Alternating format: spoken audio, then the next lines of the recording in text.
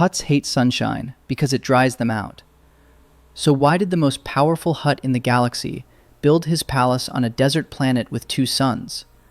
Was that just a choice? Yeah, it was. But here's the thing, it wasn't a stupid choice. It was actually kind of brilliant. And once you understand why Jabba the abandoned the swampy paradise of his homeworld for a planet that could literally kill him, you'll never look at Star Wars plot holes the same way again. Let's start with the obvious problem, the biological one. Hutts evolved on Nal Hutta, a name that translates to glorious jewel in Huttese, though visitors from other worlds rarely shared that assessment. The planet was covered in toxic marshlands, fetid bogs, and perpetually overcast skies thick with humidity. Most oxygen-breathing species found it unbearable. The air hung so heavy with moisture, you could practically drink it. The surface was dominated by industrial pollution and swamp gas that made breathing a chore for anyone without specialized equipment. For Hutts, biological paradise. See, Hutts are essentially giant gastropods. Their massive bodies depend fundamentally on moisture for survival. That rubbery hide you see on Jabba, the glistening, almost wet-looking skin, that's not just aesthetics. It secretes a thick, viscous mucus that performs three critical biological functions simultaneously. It seals in precious internal moisture, protects against environmental contaminants that would damage less resilient species, and maintains the skin's elasticity to prevent cracking or desiccation under stress. On Nal Hutta, a Hutt's body naturally maintains perfect moisture balance without any conscious effort. The humid air does all the work. The swampy terrain, the constant dampness, the overcast skies blocking direct radiation. Everything about the environment works in concert with Hutt physiology. A Hutt on Nal Hutta doesn't need to think about hydration any more than you think about breathing. Now think about Tatooine. Twin suns, Tattoo 1 and Tattoo 2. Both of them blazing down on a planet with essentially zero surface water. The heat is so intense it evaporates any exposed moisture within hours and bakes sand into glass. There's no shade because there's nothing alive to create shade. No clouds because there's no water cycle to produce them. Just endless dunes stretching to every horizon under a sky that wants to kill you. The climate is so hostile to moisture that an entire profession exists around extracting humidity from the atmosphere. Moisture farmers tending vast arrays of vaporators across the desert, coaxing water from air so dry it seems impossible any exists at all. These aren't farmers in any traditional sense. They're more like prospectors, mining the air itself for the one resource that matters. For any creature that needs to stay hydrated, Tatooine ranks as one of the most dangerous environments in the known galaxy. For a Hutt, a species whose entire biological existence centers on moisture retention, it should be a death sentence. So when you first hear that Jabba, the most powerful crime lord in the Outer Rim, a Hutt who'd been building his empire for 600 years by the time of the original trilogy, chose to build his headquarters there, your brain does that thing. That, wait, did nobody catch this thing? You're sitting there like George Lucas had a dartboard of planets and just threw blind. Here's the problem with that theory. Jabba wasn't an idiot. He was a 600-year-old crime boss who chose strategic power over personal comfort. And once you understand the calculation he made, it reframes everything about his character. Let's talk about what Tatooine actually offered.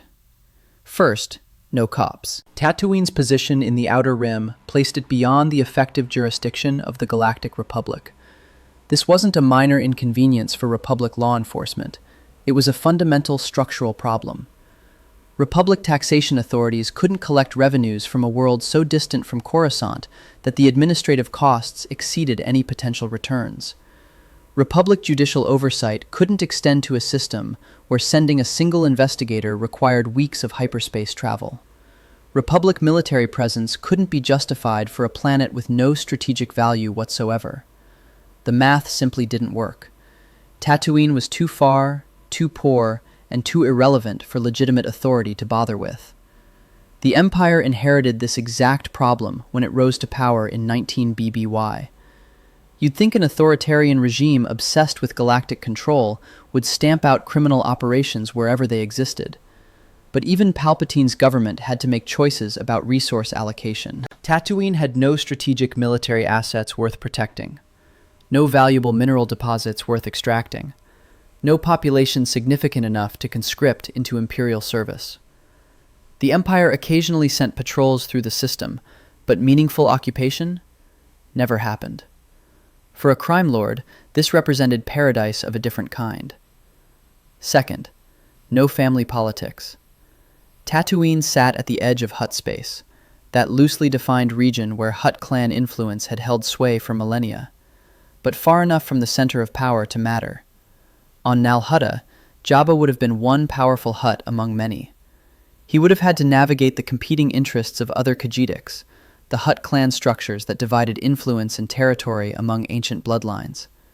He would have had to defer to the Hutt Grand Council's preferences on major decisions. He would have had to manage centuries of accumulated grudges, obligations, and debts that came with operating in the traditional center of Hutt civilization.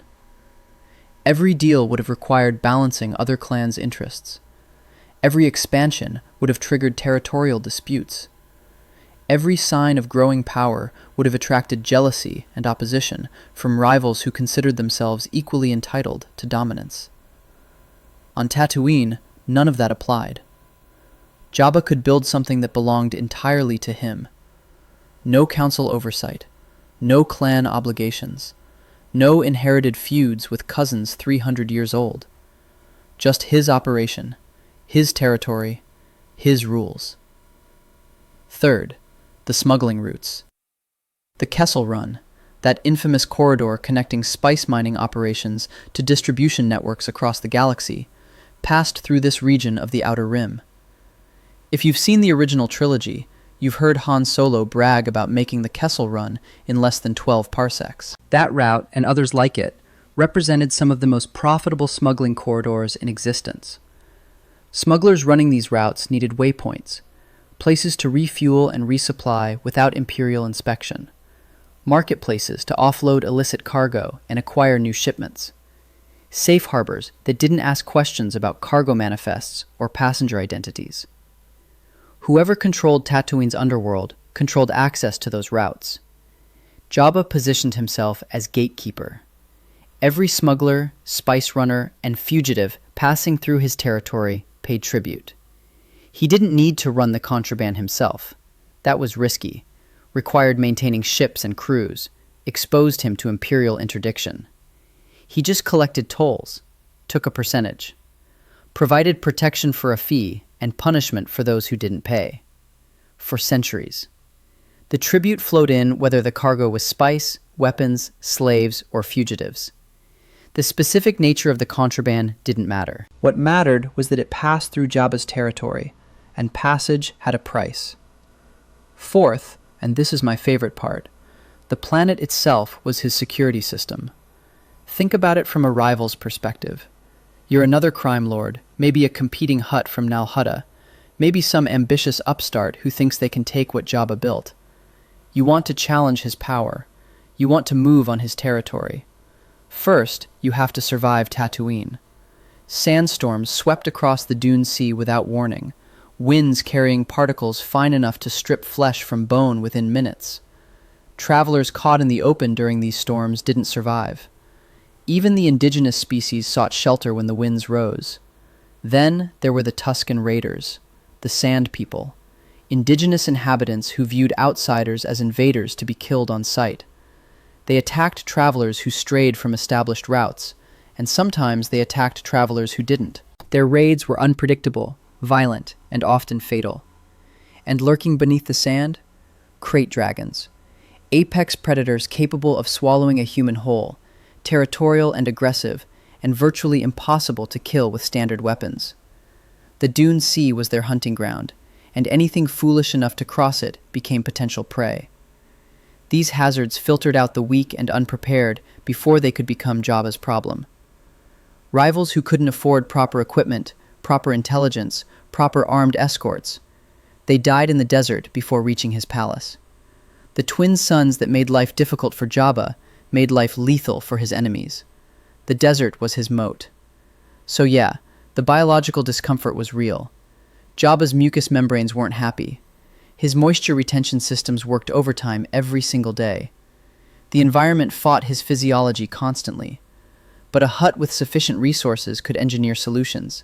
Which brings us to that creepy palace. The structure Jabba claimed as his seat of power wasn't built for a crime lord. It was constructed centuries earlier as a monastery by the Bomar order, a religious sect whose monks pursued enlightenment through extreme sensory deprivation. I need you to understand how weird this order actually was. Their philosophy held that physical existence was a distraction from true consciousness. The body's needs, food, comfort, sensation, all of it pulled the mind away from enlightenment. So they sought to eliminate those distractions systematically. The ultimate expression of their faith? Surgical removal of the brain from the body entirely. Successful adherents had their brains extracted and placed in nutrient-filled jars that sustained biological function indefinitely. These jars were then mounted on spider-like droids that carried them through the monastery's halls, allowing the disembodied brains to continue existing in a state of pure contemplation, freed from the prison of flesh. Those spider brain things you see in the background of Return of the Jedi, skittering through Jabba's palace? Those aren't decorations. Those aren't random aliens. Those are the original owners, still wandering the halls they built, reduced to brains in jars, but technically still alive. Jabba took over this nightmare complex and transformed it for his purposes, while keeping the features that made it valuable. The construction, carved directly into rock, extending deep beneath the desert surface, provided natural insulation from Tatooine's brutal temperatures. The thick stone walls blocked radiation. The underground chambers maintained relatively stable temperatures, regardless of what the twin suns were doing above. Jabba's throne room, where he spent most of his time conducting business and receiving supplicants, sat far from any direct sunlight. Dim, enclosed, almost cave-like. The environmental systems he installed, purchased with the wealth of centuries, maintained humidity levels that, while nowhere near now Hutta's swampy atmosphere, proved sufficient to sustain Hutt biology. This wasn't a structure designed for aesthetic pleasure or personal comfort. It was a functional compromise between staying alive and staying in power. Jabba accepted a degraded physical existence in exchange for absolute political dominance, and he leveraged Tatooine's scarcity as another tool of control. Water on Tatooine wasn't just valuable, it was survival. Every moisture vaporator transaction, every water shipment, every piece of survival equipment passed through networks that Jabba's organization influenced or controlled directly. Settlers needed water to live. Jabba controlled who got water and at what price. He didn't need the population's affection. He just made himself necessary to their survival. Now here's where some people push back. They'll say, okay, fine, but bro, you lived for 1,000 years. You've been running this empire for 600. You ain't got that bag?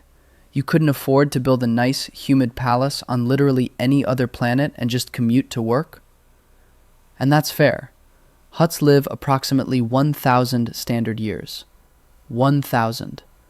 Jabba was 600 years old by the time of Return of the Jedi, and still had centuries of life ahead of him. He'd accumulated wealth across generations of smuggling, slavery, gambling, and extortion, spanning dozens of star systems. He absolutely could have lived anywhere. But this is the thing people miss about crime bosses, real or fictional. Power isn't just about comfort. It's about control, about position, about making sure no one else can do to you what you do to everyone else. On Nal Hutta, Jabba would have been one powerful Hutt among many. On Tatooine, he was a god. The physical compromise was worth it. For 600 years. And for 600 years, the strategy worked perfectly. Assassination attempts failed. His biological durability absorbed damage that would have killed lesser species. Challenges to his authority got crushed. His network of bounty hunters, spies, and enforcers eliminated rivals before they could become serious threats. His strategic position made him essentially untouchable by legitimate authority and too costly to challenge through criminal means. His biological durability deserves special attention here because it connects to the second plot hole that actually has a satisfying explanation. Hutts possessed remarkable redundancies that fueled their reputation as nearly impossible to kill. Their internal structures included 3 separate lungs, not 1, not 2, 3, granting enormous respiratory capacity and resilience against chest trauma. If one lung got damaged, the other 2 compensated. If 2 got damaged, the third could sustain life long enough for treatment. Their organ systems featured similar redundancies throughout the body: heart equivalents, filtering organs, digestive systems. Damage to any single system could be compensated for by backup systems that most species simply didn't possess. Their thick blubber layer could absorb impacts and wounds that would prove instantly fatal to humans. Blaster bolts that would punch clean through human flesh just absorbed into Hutt hides, the energy dissipating across fat and muscle before reaching vital organs. Conventional poisons got processed by redundant filtering systems before they could accumulate to lethal levels. You could stab a Hutt and they'd be annoyed. Seriously annoyed, and they'd definitely have you killed afterward, but the stabbing itself wouldn't do the job. These traits were documented biological fact, not mythology, and they shaped how Jabba understood his own invincibility. 6 centuries of surviving everything the galaxy threw at him reinforced a belief that he simply couldn't be killed through conventional means. Which brings us to the question everyone asks. How did a 100-pound princess strangle a creature that everybody in universe described as basically unkillable? Here's where Greek mythology actually helps us understand Star Wars. The Nemean lion, the creature Heracles faced in his first of 12 labors, possessed a hide impervious to all weapons. Arrows bounced off without leaving a mark. Swords shattered against its skin. Spears couldn't find purchase. The lion was, for all practical purposes, invincible through conventional combat. Heracles tried everything. Every weapon in his arsenal failed. The lion simply couldn't be hurt by external force. So how did he kill it? He strangled it. Because invincibility has limits. Every creature that breathes possesses one vulnerability that no amount of biological redundancy can eliminate: the airway itself. The Nemean lion's skin couldn't be pierced from outside, but its throat could still be crushed from the inside. Its lungs still needed air. Its blood still needed oxygen. Block that single pathway, and all that external invincibility becomes meaningless. Jabba was the Nemean lion of the Outer Rim. His 3 lungs could compensate for damage to one another. His body could survive wounds that would kill most species instantly. His hide absorbed damage that would have been lethal to humans. But if the passage connecting those lungs to the atmosphere were closed, if the trachea were crushed and air couldn't reach any of those redundant respiratory organs, then no biological adaptation could save him. A Hutt could survive almost anything, except being strangled. The physics are brutally simple. Prevent oxygen from reaching the lungs, and even the most resilient creature will die. All 3 of Jabba's lungs were downstream of a single trachea. Block that trachea, and triple lung capacity means nothing. You just have 3 lungs that can't get air instead of 1. Leia's chain crushed Jabba's trachea closed, cutting off oxygen to all 3 lungs simultaneously. There was nothing his biology could do to compensate. No redundancy to fall back on. No backup system to activate. But here's the real knife twist. Jabba put himself in that position. After capturing the rebel rescue team in early 4 ABY, Luke, Han, Leia, Chewie, Lando, the droids, Jabba could have executed them immediately. Could have had them shot in their cells. Could have fed them to the Rancor one by one without ceremony. Instead, he decided to make a show of it. He claimed Leia Organa as a personal trophy, stripped her of her Boushh bounty hunter disguise, chained her directly to his throne, with a literal metal link binding her to his dais. He kept her there, on display, while he planned an elaborate execution at the Great Pit of Carkoon, where the Sarlacc would digest his enemies over thousands of years. For Jabba, this was theater. A demonstration of absolute dominance over enemies who had dared challenge his authority. 6 centuries of successful criminal enterprise had convinced him that displaying power over captives carried no risk. His reputation for invincibility wasn't just ego. It was built on genuine biological advantages and generations of surviving every assassination attempt, every rival's challenge, every threat the galaxy produced. He'd forgotten something important. Invincibility is always conditional. When the battle erupted aboard the sail barge Katana, when Luke's hidden lightsaber arrived via R2-D2, and the rebels turned the execution into a firefight, Jabba found himself in close proximity to someone who had nothing to lose and a chain already wrapped around his throat. Leia Organa seized that chain, looped it around his thick neck, and pulled with everything she had. Jabba's mass was perhaps 20 times her own. His hide was tough enough to absorb blaster fire. His lungs could compensate for injuries that would kill most creatures.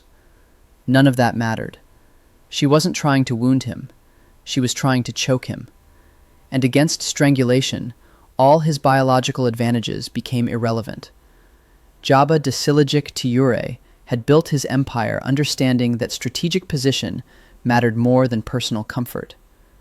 He'd sacrificed the humid swamps of his homeworld for a desert that could kill him because the trade-off was worth it. Then he let a threat get close enough to find the one weakness he couldn't engineer around. There's no such thing as invincible. Only invincible until someone discovers the vulnerability.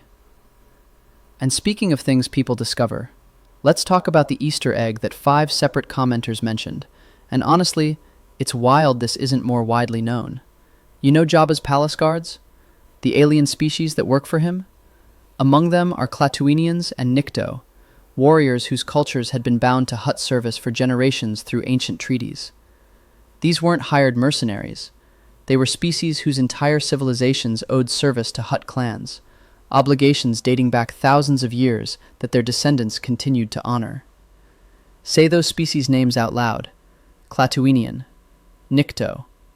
Now add Vodran, another species that shows up in Jabba's entourage.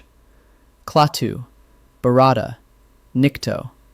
Yeah, Klaatu Barada Nikto is the famous phrase from the 1951 science fiction classic The Day the Earth Stood Still, arguably one of the most influential sci-fi films ever made.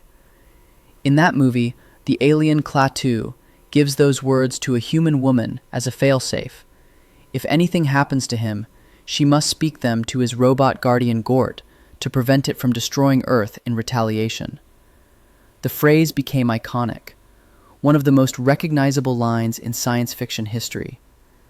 Then, in 1992, Sam Raimi's Army of Darkness borrowed it for one of the film's most memorable scenes. Ash Williams, the chainsaw-handed hero, has to recite Klaatu Barada Nikto to safely retrieve the Necronomicon from its resting place. He famously botches it. Klaatu Barada Necktie? The results are catastrophic and hilarious. And somewhere in the development of Star Wars Expanded Universe content, someone at Lucasfilm named 3 alien species after that phrase and scattered them through Jabba's palace like a hidden signature. Klatooinians, Nikto, Vodran. It's not subtle. It's not hidden behind obscure references or encrypted in background details. It's just sitting there in plain sight, waiting for someone to notice. The species names are spoken aloud in various Star Wars media. They appear in encyclopedias and reference books. Anyone paying attention to the alien names in Jabba's palace could stumble across this connection. This is the kind of thing that makes Star Wars rewarding for people who pay attention. The movies weren't made by accident. The details aren't random. The expanded universe content was built by people who loved science fiction history and embedded tributes to it throughout the world building. Sometimes what looks like a plot hole is actually strategic brilliance you haven't decoded yet. Sometimes what looks like lazy world building is actually a reference to a 70-year-old film that changed the genre forever. The lore rewards close reading. So let's bring this back around. Jabba the Hutt lived on a planet that could kill him because it gave him power that his comfortable homeworld never could. He wasn't a victim of lazy writing. He was a crime boss who understood that strategic position matters more than biological convenience. Every apparent contradiction in his situation has an explanation that makes him look smarter, not dumber. His death wasn't a plot hole either. A creature with 3 lungs and redundant organs and blaster-resistant hide can still be strangled, just like the Nemean lion could still be choked despite its impervious skin. The weakness was always there. Jabba just got arrogant enough to let someone find it. And those weird alien names that sound vaguely familiar, they're a tribute to one of the most important science fiction films ever made, hiding in plain sight for 40 years, waiting for someone to connect the dots. The next time you notice something in Star Wars that seems like a mistake, sit with it for a minute. Ask yourself, is this actually broken, or am I missing something? Because the answer might make you feel a lot smarter than you expected. So here's my question for you. What other Star Wars plot holes do you think actually have explanations that most people haven't figured out yet? Drop it in the comments. I genuinely want to know what you've noticed. And subscribe for more stories like this.